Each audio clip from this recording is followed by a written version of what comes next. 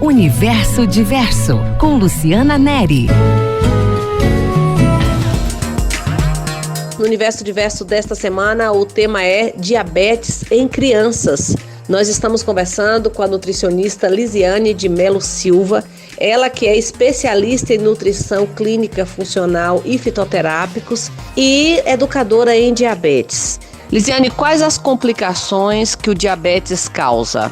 Nós devemos cuidar do diabetes para se evitar as complicações crônicas que podem também surgir tardiamente, que são elas as principais: retinopatia, que são complicações na visão ou perda da visão, nefropatia, complicações nos rins, e neuropatia, que é a perda de sensibilidade, principalmente dos membros inferiores das pernas.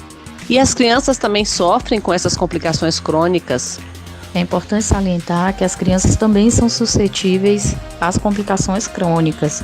E como elas têm o diagnóstico na infância, quer dizer, tende-se com o controle do diabetes, evitar-se ou que essas complicações crônicas cheguem mais tarde, para que essa criança tenha uma adolescência e uma vida adulta plena, desfrutando de todos os seus benefícios. E quais as diferenças entre as complicações crônicas e as complicações agudas do diabetes em crianças?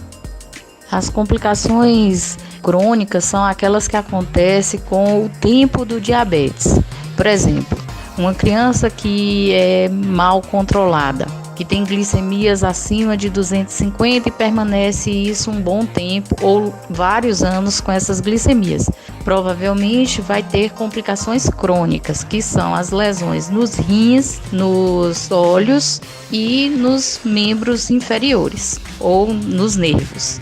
Já as complicações agudas, elas acontecem no dia a dia do diabetes, só que a gente tem como prever essas complicações agudas. Por quê? Porque elas acontecem por uma falta de uma alimentação, uma falta de uma insulina, ou alimentar pouco e fazer muito exercício. Aí é o caso da hipoglicemia, porque você vai consumir pouco carboidrato e vai ter insulina ativa, que você vai aplicar a insulina.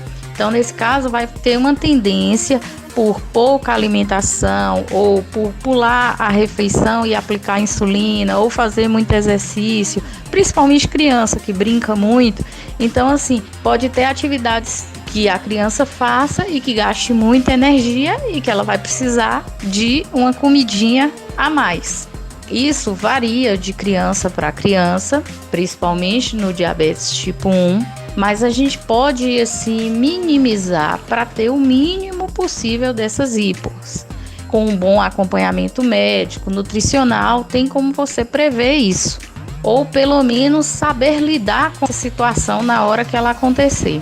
E o mesmo caso das hiperglicemias, que tentar corrigi-las da forma que ou esqueceu, ou trocou insulina, que são casos que acontecem na vida do paciente e que ele tem que estar assim preparado para essa situação para poder solucionar da melhor forma. E uma vez descoberta a doença, o que fazer quando se descobre que uma criança tem diabetes?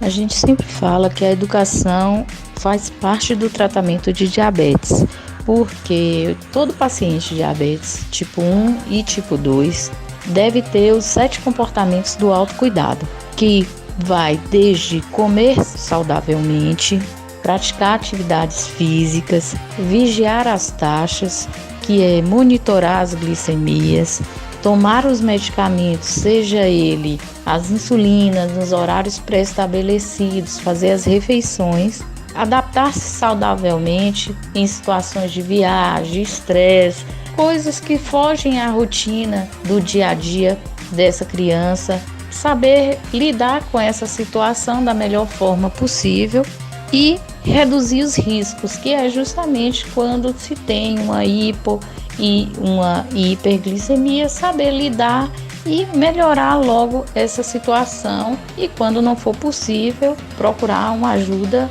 médica.